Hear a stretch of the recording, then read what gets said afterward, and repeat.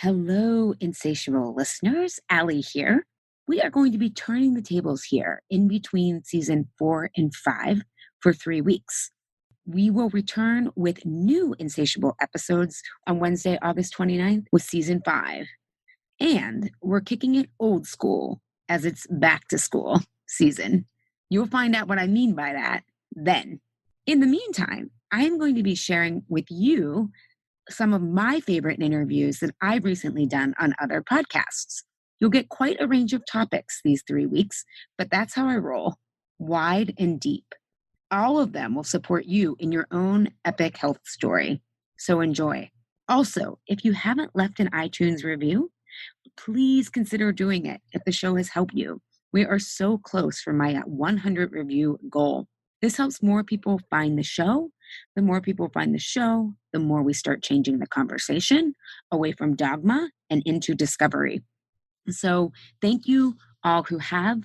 We've had some really wonderful reviews this lately. I'll read one that I really appreciated. Design Lover 757997 wrote, "Nuanced, smart, and sassy too.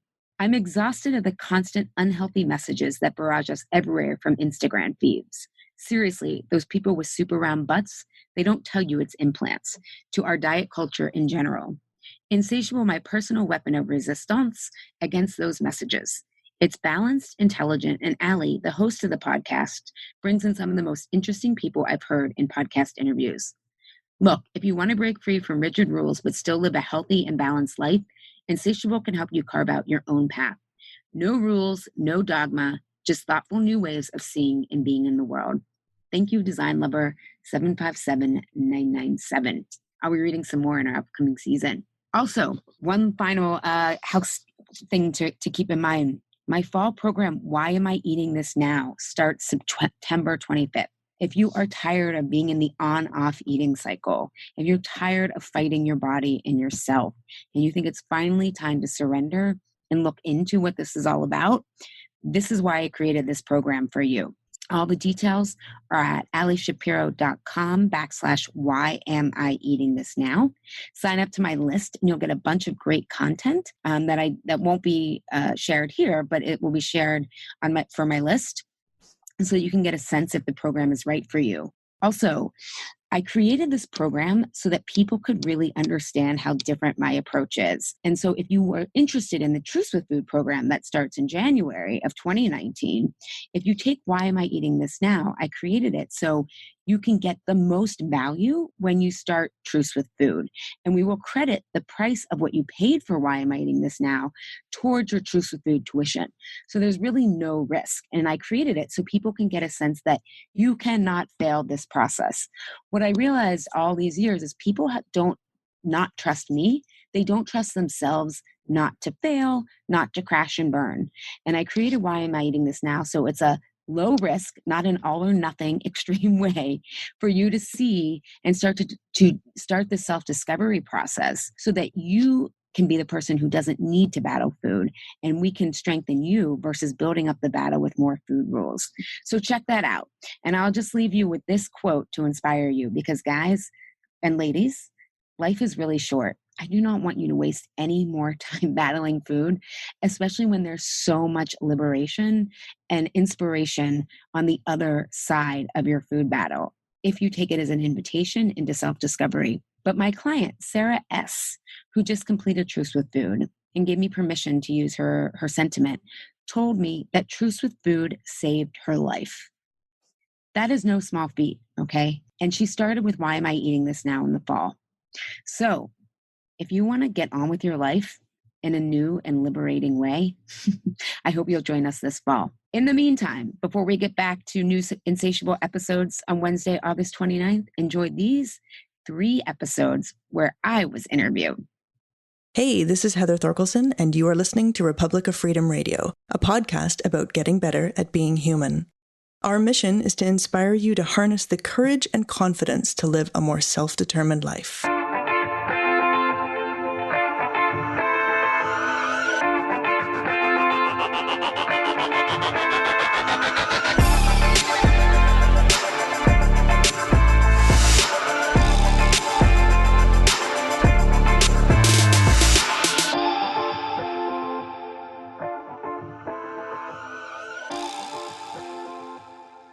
Okay, folks, today on Republic of Freedom Radio, I am really excited to welcome Ali Shapiro. We're going to have a conversation about everything that she is awesome at, and specifically around change and why it's so difficult to change.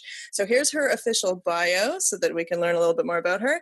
Ali is the founder of Truce with Food, host of the top-ranked podcast Insatiable, a holistic nutritionist, integrated health coach, and a rebel with a serious cause. She created her Truce with Food method while in graduate school at the University of Pennsylvania, where she earned her master's in organizational dynamics, which is like getting an MBA in the change process, where she drew from her decade plus of working with real-life clients and her own personal healing journey from having cancer as a teenager. Welcome, Ali. Thanks for having me, Heather. I'm so excited. So just so that the listeners know, this whole idea of having you on the podcast came from just scheduling a call to chat after noticing that there was a lot of synchronicities on Facebook, basically, between us. We're like, we both think alike. Let's meet up and talk and agree. Yeah, totally.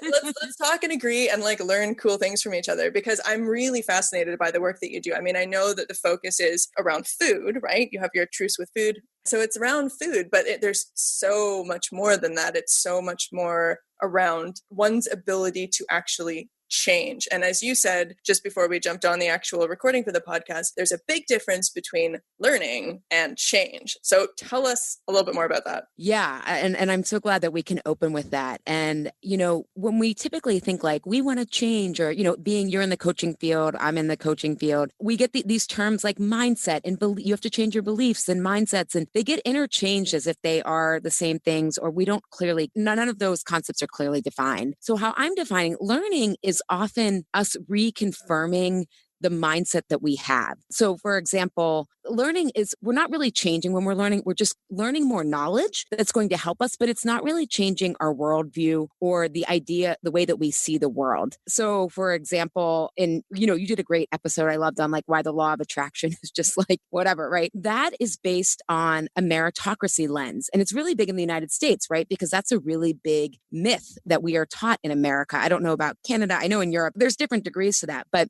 so people who have the mindset of, okay, meritocracy, which is mainly white privileged people, they have a belief in the law of attraction, which is basically confirming their mindset that life is a meritocracy, right? So it's like, you have to believe that you can manifest. You have to believe all that, but they're really just learning more of the same mindset that they were born into from a culture. But to actually change is to say, wait a second, when is meritocracy not true? Where are the blind spots to that? How am I really filtering all of the way that I look at things? You know, in health, we look at meritocracy as if you work hard and you're disciplined, you will lose weight. If you pay attention to your nutrition, you're never going to get cancer, right? It's all these ideas that, and I should probably define meritocracy for people, but it's basically this concept that you earn things based on your individual merit and that you have control on it. And it completely ignores the systems and structures. So learning is like, oh, I'm just going to learn more to confirm that worldview that I have. Or if I believe that losing weight is about calories in, calories out, I'm going to read more articles about how to cut calories, how to resist food, focus on willpower, right? But to actually change in the domain with my clients is to like, wait a second. Let me actually understand my body and what works and be open to the information that actually contradicts calories in, calories out. We have so much emerging research, for example, that your gut biome determines how well you absorb food and all of this stuff. But if you have a belief in calories in, calories out, you're not going to be as open to that information because of the mindset you have. So learning is basically learning more about what we often unconsciously believe. We don't often know the mindset lens that we bring, but changing is actually shifting our mindset and really reorienting completely how we make meaning in the world. So a concrete example again, okay, oh my God, life isn't actually, if I'm trying to lose weight, it's actually not calories in, calories out, or trying to heal my body. It's not necessarily taking medicine. There's this whole other world out there of options. And I have to become my own best expert, which is a completely different mindset than being a passive recipient of, you tell me what to do. Right? Similar to in your work, the corporate world, which I used to be in, was everyone told me what to do, to becoming an entrepreneur. Oh my God, I have to be self-directing. That is a complete it's not just a couple belief change, it's an entire reorientation on the world.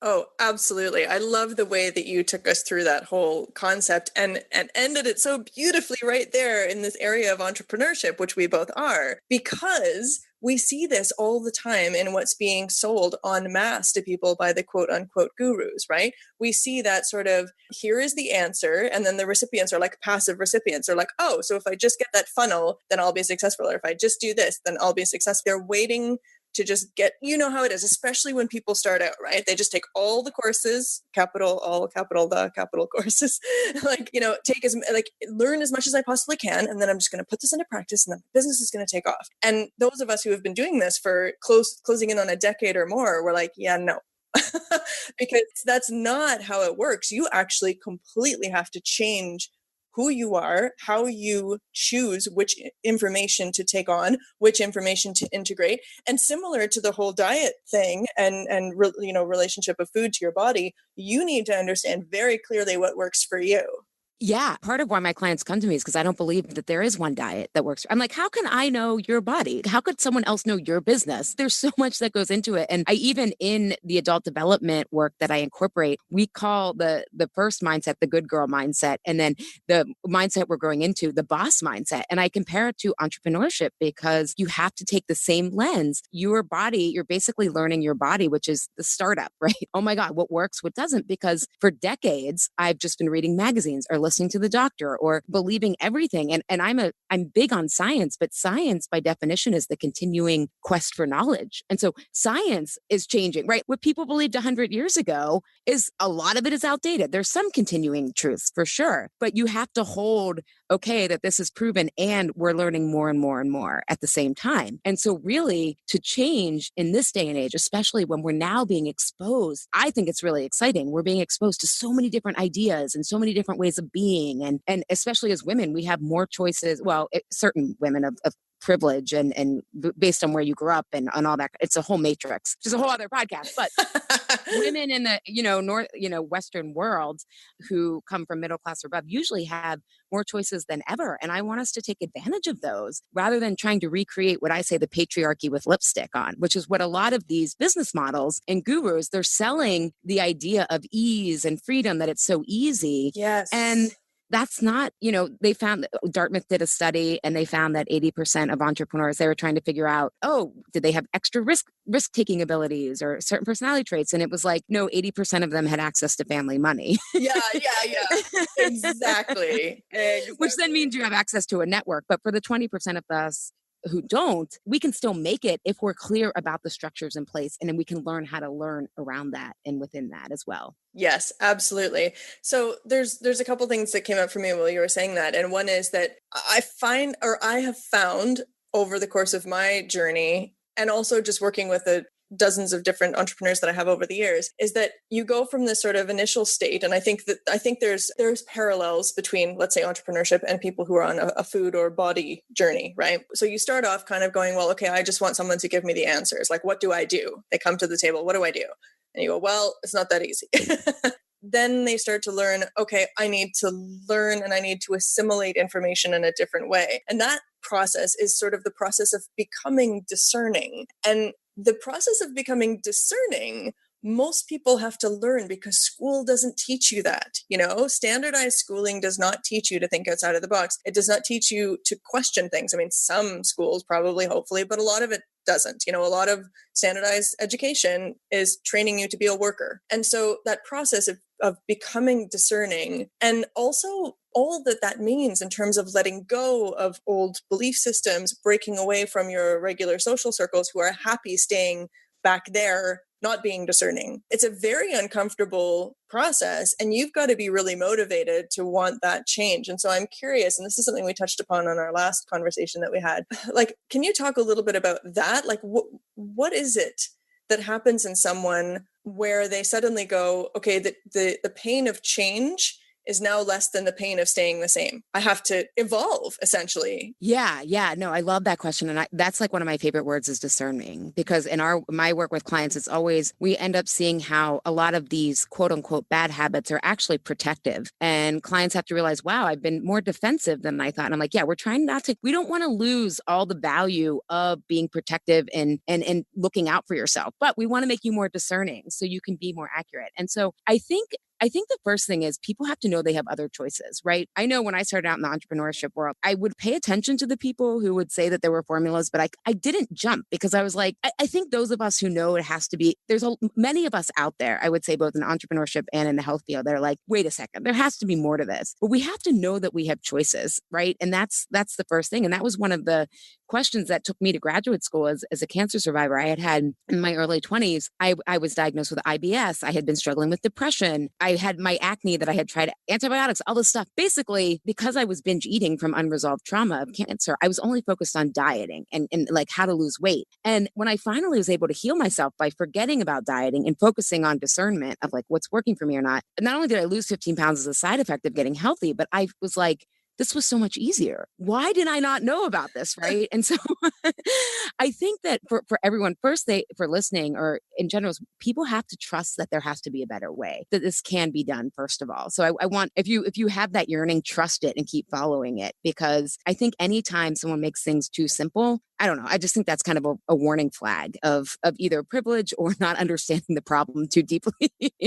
So I think what would be helpful for me or for listeners is to lay out the adult development plateau continuum. Yep. Because I think the other part of this is, yes, the pain has to be great, but people have to feel like they have a safe container. They have to trust us that we can guide them in a way. I mean, I always tell my clients, I'm giving you a framework and a process, which is probably similar to how you work. Yep. I'm not going to give you the answers, because part of this, which is required for change, is for you to trust yourself, right? For you to keep going beyond our work together, you have to learn to trust yourself and know how to discern. And so I think it's really important, whether people are looking for support or in general, people have to feel safe that they can trust the process. And I found that if people do that, yes, they have to be in pain enough to want to change, but it's often just exhaustion. And then they're willing to say, hey, if you're going to give me this process. So I think what's helpful is to understand the adult development plateaus. Yep. So when you were talking about, I'm going to have to leave behind everyone who's kind of okay with just kind of going with the status quo. That's the first development, what I call the good girl mindset. But in the academic literature, and this is Robert Keegan and Susan Leahy's, both doctors out of Harvard's education school. So I've adapted it based on what I've seen over 10 years, but they call it the socialized mind. And before I get into this, I want to say there's pluses and minuses to each of these plateaus. So it's not like a better or worse. However, you have more and more freedom and more alignment the more that you continue up the adult development plateau. And to your point about public education, which I'm a product of, I don't know if you are, but yeah, it was designed to keep people in the socialized mind. And so the majority of people will never leave this mindset, whether they're college educated or not. And the socialized mind orients towards group harmony. Not necessarily group acceptance, but group harmony. And that is on a material plane, keeping up with the Joneses. That for me in the corporate world, I thought I was going to be happy because I was with a good corporate company, right? And doing good things, even though it was unfulfilling for me. And a lot of my clients are in corporate and love it, but for me, it wasn't. And you can be in corporate and not be in the socialized mindset. But these are kind of some general things. Following what the experts say are the good foods to eat, the bad foods to eat, right? Yeah. Or how to be, following formulas in entrepreneurship. This is how you're going to be successful, which their definition of success is usually least effort, most money, right? Yeah, exactly. And when we're in the socialized mind, our whole goal is to maintain that group harmony. And that is often why we're stuck. It's not necessarily that we don't want to change. It's just that we think that's the path and that's going to make us fulfilled. Yeah. So that's the first plateau. And we also make different meaning in that, but I don't think that's going to necessarily be helpful for people. But we often rely on subtext and what we think we want. And there isn't a whole lot of self-examination going on because we're so focused on keeping the group happy and harmonious. Well, not even happy, harmonious. I would think of like in the corporate world, if you feel like, oh, we're doing something unethical, yet this is the objectives, right? The harmony is to keep going, right? Mm-hmm. That's why we have whistleblowers, right? They're like, no more. Okay, so that's the one plateau. Then the second plateau, and this is where and I call that the good girl mindset, because I work predominantly with women. I mean, about 20% of my clients are men, and men are socialized in this as well.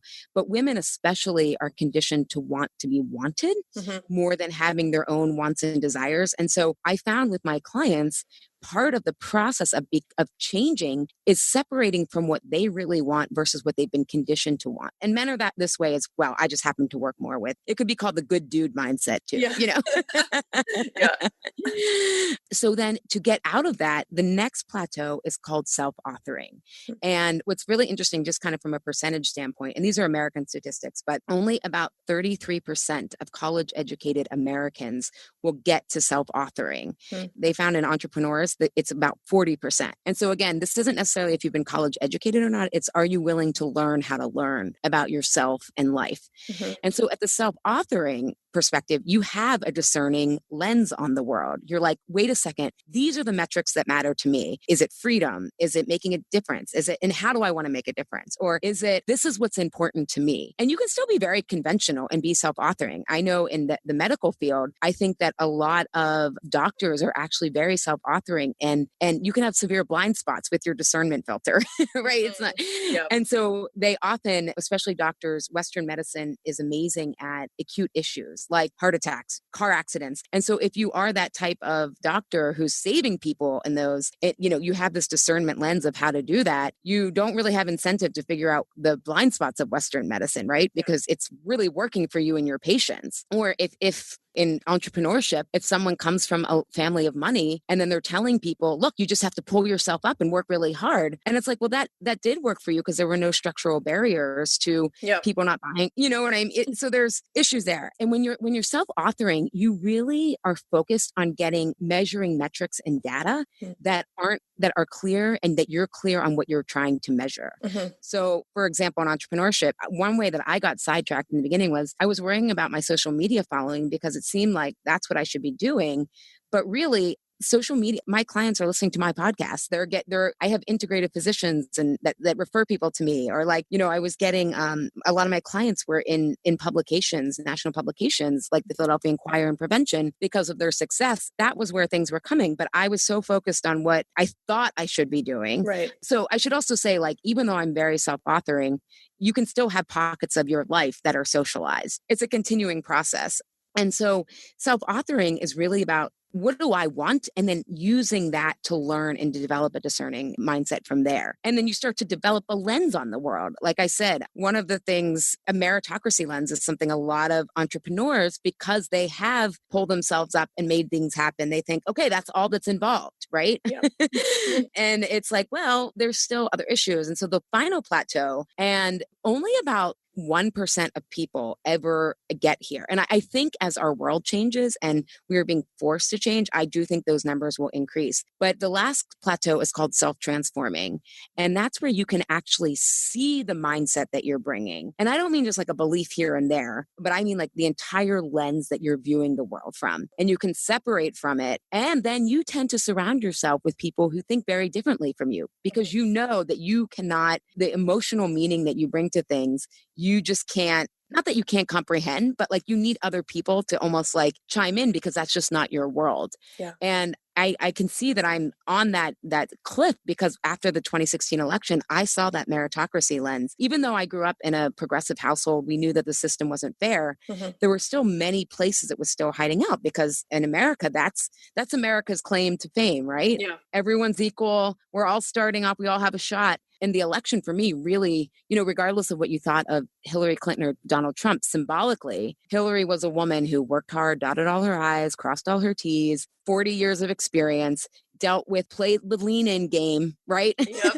Did all of that, wore her pantsuits, tried to measure her speech. And then you have Trump, who was born on third base, fell back to first base a couple times, and is still surviving because of his privilege. And I was just like, wow, America is not really honest with itself. And as I've unraveled that lens, I've been able to see how much I saw that. Now, I would not say I'm self-transforming. I don't know all of my lens, but you really start to become open to other really different paradigms, not just different beliefs. Yep. This is really great, meaty stuff. And I think it's wonderful for you to take us through these stages. You know, as you say, it's just one framework, but it's a really useful framework. And I think a lot of people can see themselves within that. And certainly, as you explained it all, I was like, yep, I know what that is. Yep, I know what that is. And like, I can tell you about times in my life where I existed at earlier stages, let's say, and then like felt the shift into the next stage, you know? And one of them being, and I think this is really important, whether we're talking about the type of clients you work with around food and body and everything, or the type of clients I work with in entrepreneurship, one of the things that is sort of the hardest leaps is learning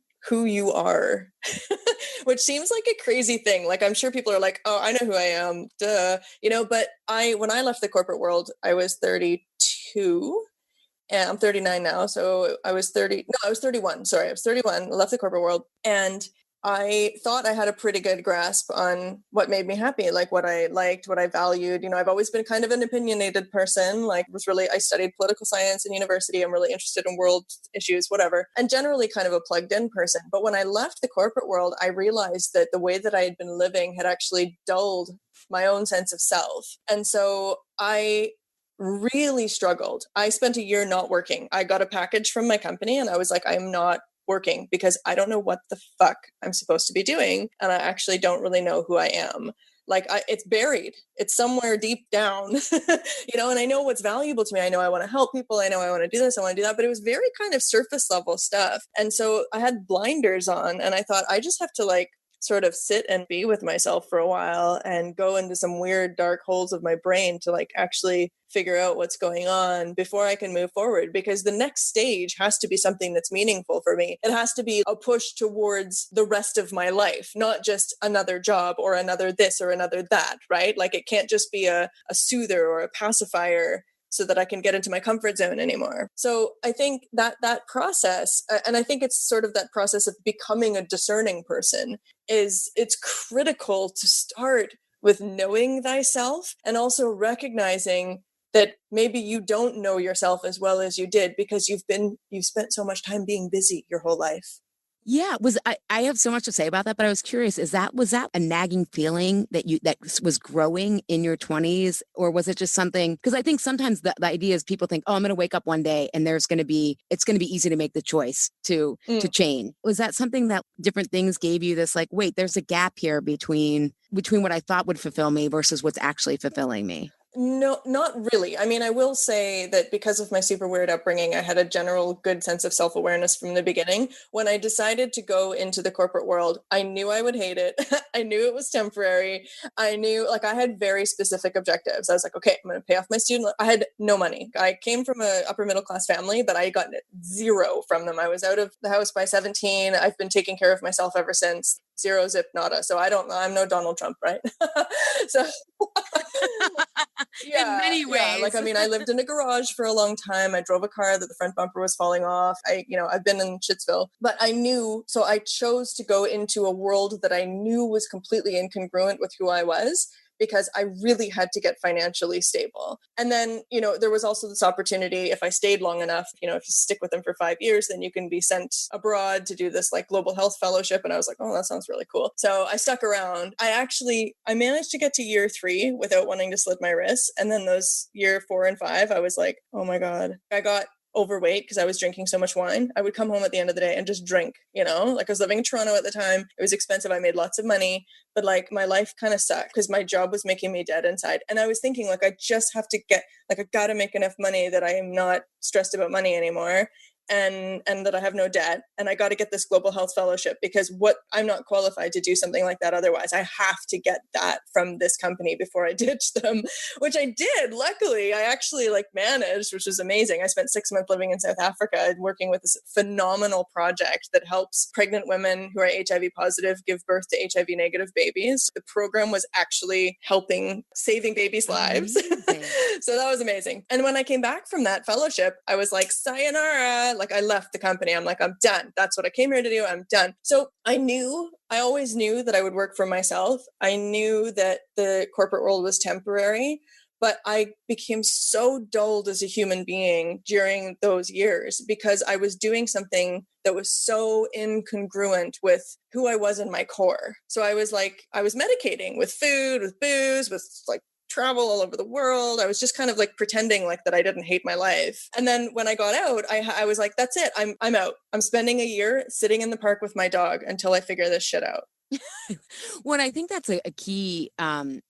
What you're saying is there were these habits that were incongruent with who you were. And I think for people listening to realize, talk about change and learning, people say, oh, 21 days to change a habit. I'm like, okay, that's if you're starting a new habit. But if you have something that is like sliding in and happening, that's like a symptom often that you're off. And I found in my work with clients, and I would say this was my boat as well. I never thought I would work for myself. I came from a very middle class family, and my parents were both urban school teachers, and everyone had were nurses and teachers, but there felt this incongruence over time. And then what I want to back up and say is, I think a lot of my clients and myself, we thought we knew ourselves, but we were more self-critical than self-aware. Because when you're in that socialized mind, what you're really knowing to do is how to control people's reactions. One element of that is, right, it can be the good worker that stays all night and sacrifices themselves, or the good mom that, and I'm putting good in quotes here, right?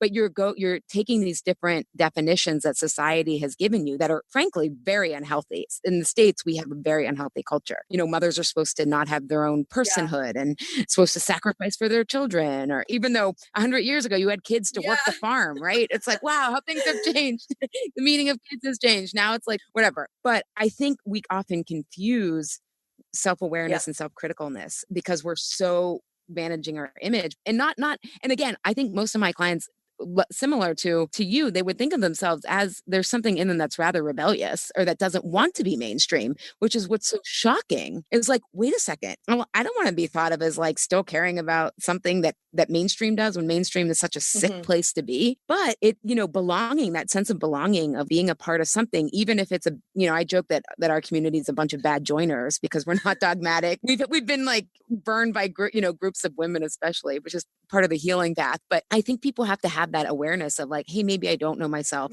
But unfortunately, what happens in our culture, at least, is like when you start having those quote unquote bad habits, which are actually, I think, protective of, I don't want to feel this emptiness. I don't want to feel this lack of meaning. People then give you a formula rather than telling you, let's explore this.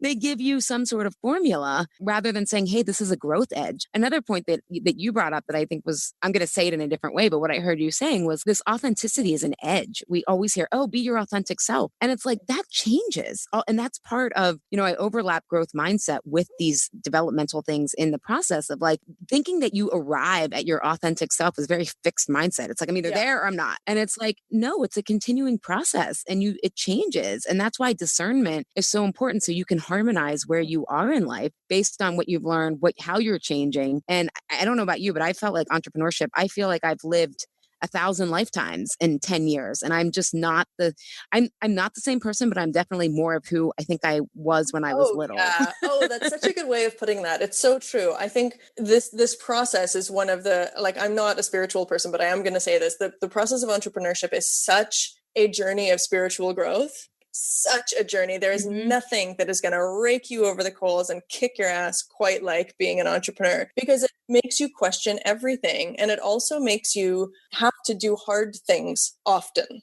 right? Like things that feel sort of existentially hard. They're not actually hard, but you're just like, oh my God, I have to do this. It's amazing what it does. But I agree with you that it actually brings you back. I mean, the people who survive it, not the ones who end up like quitting and going back to a job, but the people who become long-term entrepreneurs, I think we do get back to our original selves much more than the average person. We're much more in tune with the things that make us happy, with where our true strengths and weaknesses are. You got to get really, really honest with yourself. Well, oh my God, you just said so many things, but yeah. Well, what's funny is when I was in third grade, I remember getting a slip. My parents were teachers, so they were really, my sister jokes that if we ended up in jail, my parents would be like, what did you learn?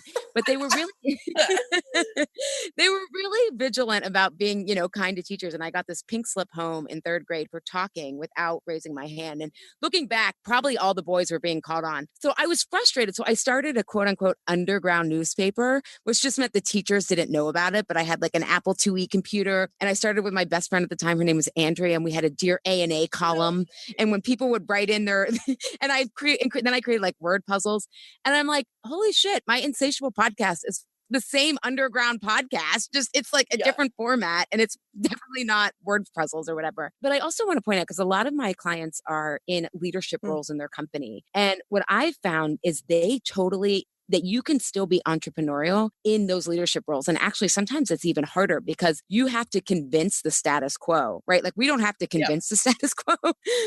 And I found that when you become self-authoring, I see so many of my clients, their leadership style changes, and they are and they're working to change the structures in their corporate cultures, which is also needed. And so I think that's really important as well, to say that like you could be in any work environment, but it's about being self-led, right? By who we are at our core and unlearning everything. And the other thing I wanted to say that you said about strength, you have to know your strengths and weaknesses. And this is a big part of change, is that it's important to focus on your strengths, and all of the change of like positive psychology, motivational interviewing, all of that is focused on your strengths. However, there's a shadow side to our strengths, which is our weaknesses. And I think that those are just as important, because when we get to that self-authoring or discerning point, if we're only focusing, you can only go as far as you know your blind spots and weaknesses, which is what entrepreneurship exposes you to every day. And so I'm glad you brought that up. And I wanted to just expand upon that in terms of change. You can't just focus on your strengths. Life is not all puppies and rainbows, people. Whether you're in entrepreneurship, the corporate world, or raising children, it's hard, and that's okay. Like with the right amount of support and grit, it's creative tension. And that's ultimately what helps us become discerning and go out in the world and experiment. And I think that gets lost in our culture a lot. It's like, oh, we just want to focus on the positive, or in entrepreneurship, they're like, outsource things that you shouldn't be doing. That is true. You also need a budget for that. But you also can't just think that like anytime someone says something to you that is feedback that you don't want to hear, it's about the other person. Right. I mean, sometimes you have to know if your offer flops, it's not, or you can't charge what you're worth. You have to charge what the market cares about. It's like all these things that I think in very, very traditional entrepreneurship claims are, I don't know. Thank God there's other options like you out there. Well, exactly. And it's, again, like that's part of kind of being discerning, right? You've got to look past, because the majority of the external feedback or the external input that we get is very much focused on the positive. It's like rah, rah, rah, as you say, like outsource the stuff you're not good at, whatever. But oh my God, it's so much more nuanced than that. Like it is so much more nuanced than that, including when it comes to things like diet. I mean, even just myself, I've been trying to retrain myself to focus on certain types of food. I'm really trying to get away from foods that have like added sugar in them, right? Like I just wasn't aware of how much sugar there is in shit that, like, there's fucking sugar in bran flakes. Like maybe I'm dumb. Maybe everybody knows this, but I'm like, bran flakes taste like cardboard. How can there be sugar in there? And like, this is just a thing I was doing last week, which is why I'm talking about it now. But, I'm trying to like teach myself more. I'm trying to learn about the foods that I'm putting in my body so I can make better choices, right? And it would be so easy for me to live in that zone of just like, oh, but no, this is a good food. There can't be sugar in that, and not actually like make an attempt to be discerning and go, well, maybe I don't know. One thing I would say though, that the beauty of if you really work to change and to change your mindset, and again, this is one framework of adult development, but once you become discerning as a business owner, it's easier then to be more open to let me figure out what I need for my body. And it sets you on this path of no longer looking for the experts, but really getting so that you don't waste your time. Because if you think about what I said in the beginning, like I find that people are willing to change if they trust you, but also the change process is messy and hard. And so if we have to drag it out, that's often why we don't make it to the other side. I'm very persistent, but the shadow side of that is being stubborn. And that's why it took me fucking 13 years to figure this out. I mean, there was no model or map, but it was like, it's amazing that I lasted this long because I had to go in so many different places. And so now that I'm discerning and I know that no one's going to give me the answers to anything, including Western medicine, my whole life is easier. And it just accumulates and you get more and more discerning rather than more and more believing in the cultural myths, which at least in America are very unhealthy, very pervasive and very strong. And you reminded me of what I was trying to get at, which is these blind spots that we have. When you get to that stage where you start being really aware of your blind spots and you start going, well, maybe that's a blind spot and maybe this isn't, like, I've just been taking this for granted and I'm going to go and dig around over there like a little gopher and like figure out what's what. Like, it's really incredibly empowering. And I love what you said about once you kind of get to that level as an entrepreneur, it bleeds over into other areas of your life, because it really does. It fundamentally changes who you are. And in that way, like you said, you go back to being a kid, because a kid is like, parent says like, do this. And you're like, I don't like that. They know, like they Why? know. Yeah. Why? They're like, I don't like to do that. That's not fun. I'm not going to do that. And you're like, holy shit, you pain in the ass. But but like, we don't do that as adults because we have all this stuff piled on top of us about what we're supposed to do and what's the right thing to do and social norms and blah, blah, blah, whatever, right? Not that I'm saying everyone should behave like a 5-year-old, but you become... We already are, though, right? Yeah. Everyone's wounded 5 or 6-year-olds that they don't know, and they're just in That's so adult true. bodies. So why not have the joy and wonder back, right? So true, right? But so there's that piece of finding your blind spots and taking yourself down that journey of like, I need to continue to learn about this, and I need to learn about that, and I need to learn what I need to know what I don't know. You know, I need to learn what I don't know. And like all these, like, I know it sounds like I'm being crazy, but you're nodding in agreement. Like this, at some point you just get that. Right. Well, because I think about, again, in my 20s, I wanted everyone to tell me what to do, especially with dieting, my health. And now if I ever hire someone, I'm like, my challenge is I don't know what I don't know. It's not what I know, it's what I don't know. And I think so as you become more discerning, you're comfortable saying you have blind spots because you know that there's value in exploring that. Whereas often when you're in a socialized mind, especially in traditional, I had one client who's like, oh, growth mindset. And she was right. She was like, growth mindset sounds all good in theory, but you're not allowed to fail in my work environment. People say they glorify that, but you're not allowed to fail. And so everyone is dealing with different work environments or different families or different relationships. But I think oftentimes we are attracted to the very systems that, based on where we are, that don't encourage us to look at our blind spots. And there are stakes that, so I don't want to say it's like, oh, it's just super easy. However, it's often much more easy than people think. So I hear you completely. It really depends on the context. It depends on so many things in your own little ecosystem, right? Like everyone has their own ecosystem. And the last time we talked, when we were just having a casual conversation, you asked me about how I avoid being influenced and stuff by sort of the larger narrative. And I was like, well, I'm a super introvert, first of all. And like, I don't pay attention to most of what's on the internet because I think it's garbage. I'm not interested in what everyone else is peddling because it's mostly fluff and garbage and it's not true. And I know that based on my own experience. So that is super helpful. So for any introverts who are listening, that is one of your superpowers, especially if you're an introvert entrepreneur. Oh my God, it's amazing. Hold on to that. But the other thing that I wanted to say is that on top of discernment becoming easier, when you nail it in one area of your life, it spills over into other areas. Also, and I think this is so critical, the process of tackling something that feels hard also becomes easier because you realize that it's a myth. It's a myth. Like I literally today, Ali, I sat down and I looked at my to-do list. One of the things I was like, like I would rather stick hot pokers in my eyes, but I know that I know your expressions are amazing. But like I know that feeling is total horseshit. There's no validity to it because as an entrepreneur, so much of what you're doing when you're not busy delivering your service, like teaching your course or working with your clients, I would say a good 70 to 80% of the rest of your time is figuring things out. You're figuring out like, how do I do this? How do I do that? What's the next thing here? What's the plan? What's my, like you're finding answers to questions. You're figuring out like what software you're going to use for the next thing that you're delivering or whatever. You're really constantly looking for answers. So these things that feel hard, they're only hard when I'm looking at them. But the minute I start to do them, they're not so hard. And it's kind of like running. I liken it to running. When I think about going for a run, I want to slit my wrists. But as soon as I have my shoes on and I'm out running, I'm like, oh, this feels really good. And then when I'm done my run, I'm like, I am the champion of the universe, But then the next day when I'm thinking about going for a run, I'm like, oh, that sounds like an absolutely terrible idea. It's that feeling of understanding the things that we have all this resistance to. The resistance is mostly a lie because as soon as you step into the thing, as soon as you start taking action, it just kind of becomes easier. And then guess what? It's done. 30 minutes later, it's done. And you did that thing. And when you start doing that again in one area of your life, whether it's entrepreneurship or it's a relationship with food or whatever, it becomes easier in other areas. It never goes away, kind of like fear. It never goes away. It's always right there. But you as a human being are able to go, that's bullshit. I'm not listening to you, voice. And you just do it anyways.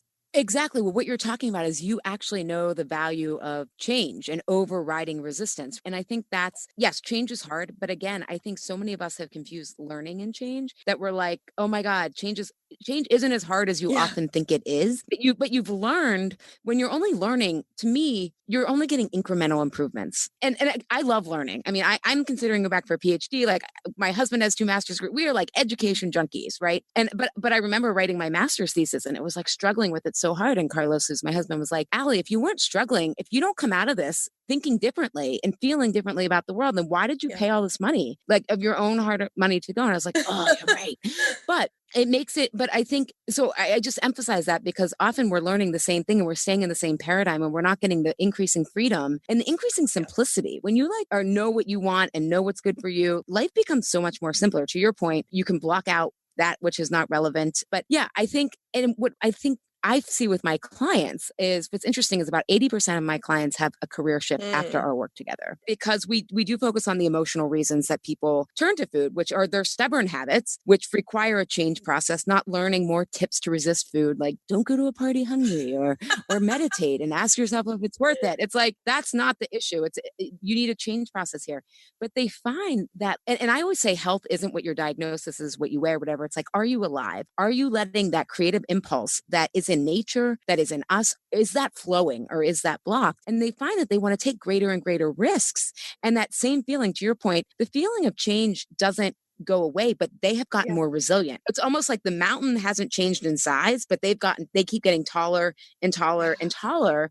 And then you just want to scale bigger and bigger mountains. So it's all proportion to your courage and your resilience, but it becomes addicting in a way and not in like a frantic way. I think sometimes people are pivoting and changing and there's a franticness because they're actually avoiding change or they're trying to stay in their same paradigm. I see that in the coaching industry a lot, people addicted to transformation. And I'm like, okay, but if you're somewhat content, do you want everything to change? I don't know. That's a question I have. I don't know. I'm curious what you would think. But you want to push your edge and you get that resilience. It's like running, lifting weights, muscles atrophy. You've got to keep doing it to get greater and greater results and see how far you can go. And that's what I love about at least the way that I structure Truths with Food, which incorporates this, is that we don't change that you're not going to have doubts. We don't change we can't stop the fact that you're going to feel lonely, that you're going to feel uncertain, that you're going to feel tired. We're changing what those feelings mean though. So rather than stop, it means let me explore. It doesn't mean just plow through it, but let me get the discernment. Let me get the data I need. Let me really understand what's safe, what's not safe here. Because for me, safe food issues often come back to safety in terms of emotional risks and physical. So that's the lens that I look at it through. But in entrepreneurship, it's, the investments of time, money, resources, public failure, those kind of things. So yeah, I think that's what frustrates me is change gets a bad rap. Change gets a really bad rap. And yet the only thing that's really guaranteed is change. And we're living in a time where it's like, if you can learn how to learn, everything's fucking broken. So if you like, because change helps you become more creative. And I think people think creative means like you're going to draw or sing and that too. But I mean, a creative way of looking at the world. Why are we looking at this way? Like, I was like, why are we looking at food as calories when there's so much richer meaning if we look at it as medicine? And then why are we looking at willpower? And why aren't we looking at these behaviors as protective rather than about willpower or discipline? And so like you can look at things from different angles and come up with really great solutions because normal is not working. Oh my God. Normal is not working. The dominant cultural narrative is not working. Look at the state of affairs. I mean, if we're talking specifically about the US as well, look at the state of affairs in the US just with people's general well-being.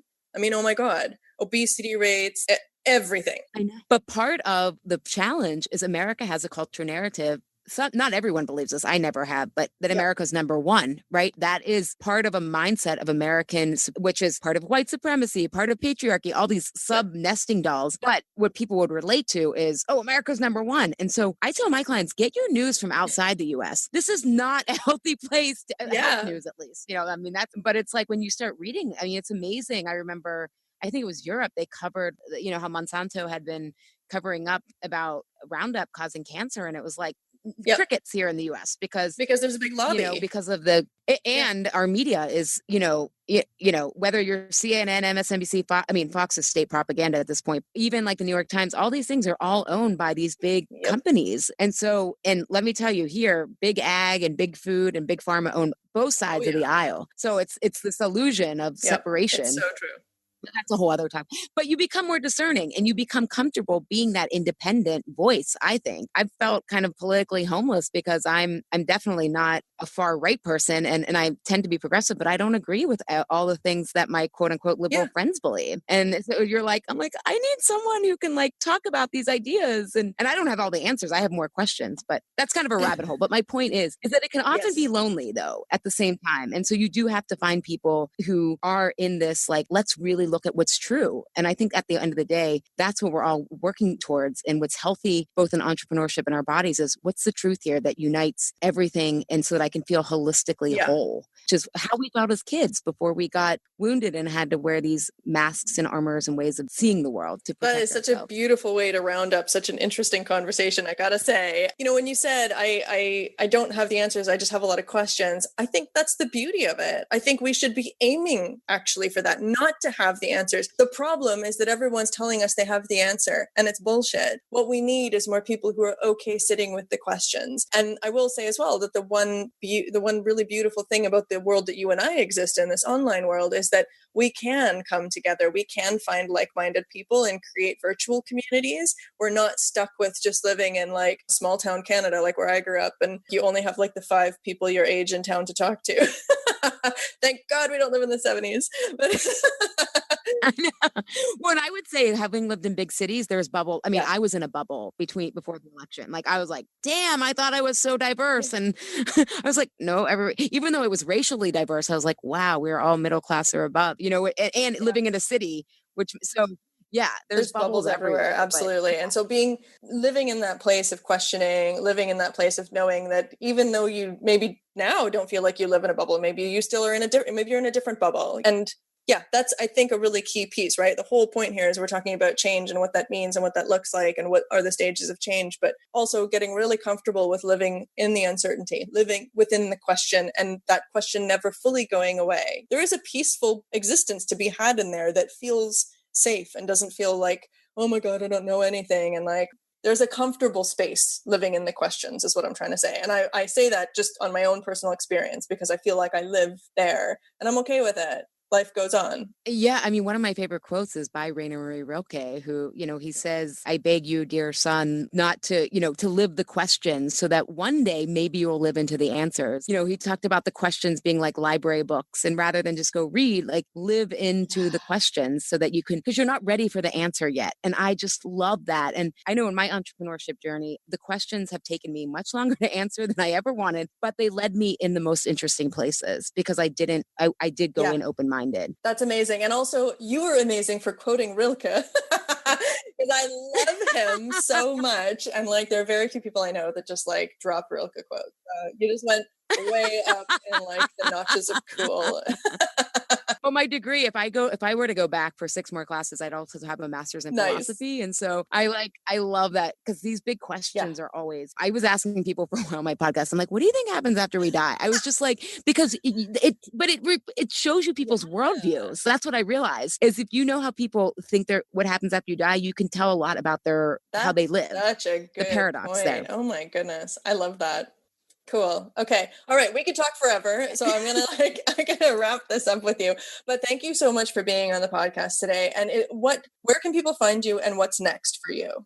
Yeah, so people can find me. If you're interested in going a little deeper into self-awareness, I would definitely check out my What's Your Comfort Eating Style on my homepage, which is alishapiro.com. It's basically, what do your eating patterns say about you? So if you're over drinking like Heather was in the corporate world, which many of my clients do, or overeating, you'll start to learn your stress patterns there. But what's next for me is I'm actually going to be starting a community for people who have engaged with my work. And it's going to be more like a think tank so that we can start, because basically none of the frameworks for wellness exist. exist. There's not a formula. And so I want us to start figuring it out together, this new frontier. I'm working on a book proposal, and then I'm going to be licensing Truths with Food to other practitioners, because a lot of my clients are in traditional medicine, or they're coaches themselves, and they found it to be the most effective thing they've done, because we're actually changing people's mindsets. And so I'll be licensing that in 2019. Amazing. So that's what I've got. Wow, congratulations. And please, everybody, run down to alishapiro.com and just check her out. She's awesome, even if you don't have issues with food.